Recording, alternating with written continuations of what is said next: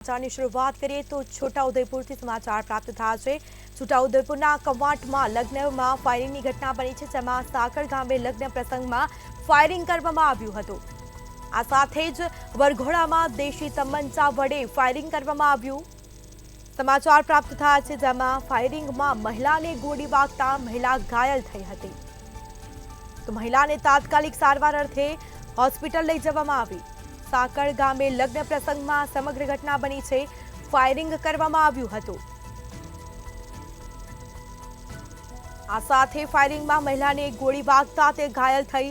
Firing કરનાર શખ્સની પોલીસે અટકાયત કરી છે। ઘટના અંગે પોલીસ પોતે જ ફરિયાદી બની છે। વરઘોડામાં દેશી તમંચા વડે ફાયરિંગ કરવામાં આવ્યું હતું, તો ફાયરિંગમાં મહિલાને ગોળી વાગતા મહિલા ઘાયલ થઈ, તેને તાત્કાલિક સારવાર અર્થે હોસ્પિટલ લઈ જવામાં આવી હતી। તો સાકળ ગામે લગ્ન પ્રસંગમાં આ ઘટના બની છે, ફાયરિંગની ઘટના બની। એક શખ્સની પણ અટકાયત કરી છે પોલીસે, તેની પૂછપરછ હાથ ધરાશે। છોટાઉદેપુરના કવાંટમાં લગ્નમાં ફાયરિંગની ઘટના બની છે, જેમાં સાકળ ગામે લગ્ન પ્રસંગમાં ફાયરિંગ કરવામાં આવ્યું।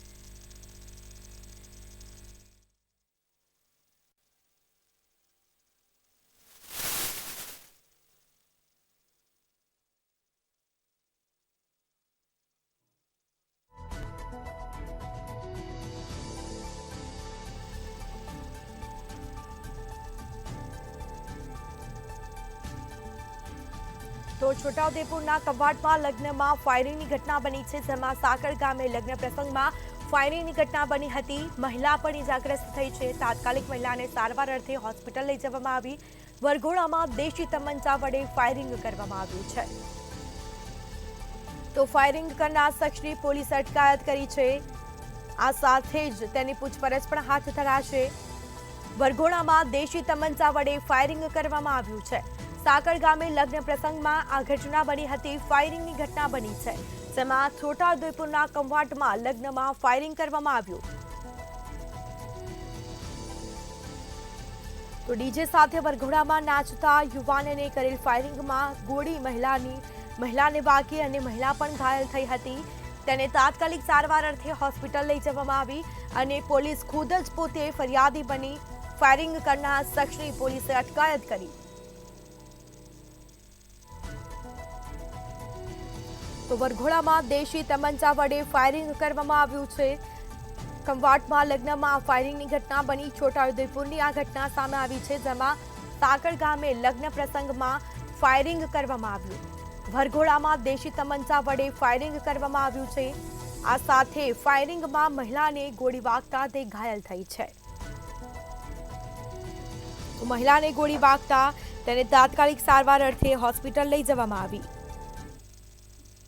2024ના રોજ 11:15 વાગે કવાંટ પોસ્ટેમાં રેણધી ગામના જયેશભાઈ અરવિંદભાઈ રાઠવા આ પોસ્ટેમાં આવી અને એક જાહેરાત આપી કે રાત્રિના 2:30 વાગ્યાના સમયે તેઓ મોટી સાકળ ગામે મામેરું લઈને પોતાના સગાવાલા સાથે પિકઅપ વાન લઈને ગયા હતા।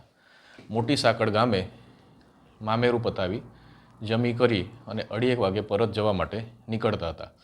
તે વખતે ગામના પ્રવીણભાઈ વીરસિંહભાઈ ડીજે અને ઘોડો સાથે આવેલા અને 30થી 40 માણસો નાચતા નાચતા આવતા હતા।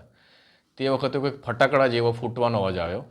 ત્યારબાદ પિકઅપમાં બેસેલ શાંતુબેન ને કંઈક વાગ્યું અને લોહી નીકળે છે તેવી ફરિયાદ કરી। એથી તેને જોતા કંઈક જમણા પગના સાથળના ભાગે ગોળી વાગી અને આરપાર થઈ ગયેલા હોવાનું એમને પ્રાથમિક દ્રષ્ટિએ લાગતા, જે બાબતે એમણે તાત્કાલિક 108 બોલાવી પ્રાથમિક સારવાર એણે કવાંટ CHC ખાતે કરાવી અને વધુ સારવાર માટે SSG હોસ્પિટલ વડોદરા ખાતે રિફર કર્યા। જે બાબતની જાણવાજોગની તપાસ PSI શ્રી કવાંટ AD ચૌહાણ કરી રહ્યા હતા।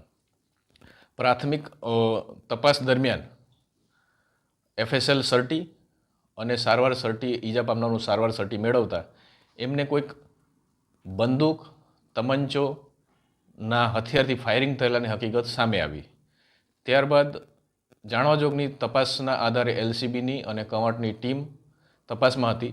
દરમિયાન પ્રવીણભાઈ જે શકમંદ હતા એમને લાવી અને પૂછપરછ કરતા એમણે આ બાબતની કબૂલાત કરી કે ડીજેમાં રાત્રિના સમયે નાચતી વખતે એમણે પોતાની પાસેનું એક હથિયાર તમંચો જે દેશી હાથ બનાવટનો છે એ કાઢી અને ફોડતા આ બનાવ બન્યો છે.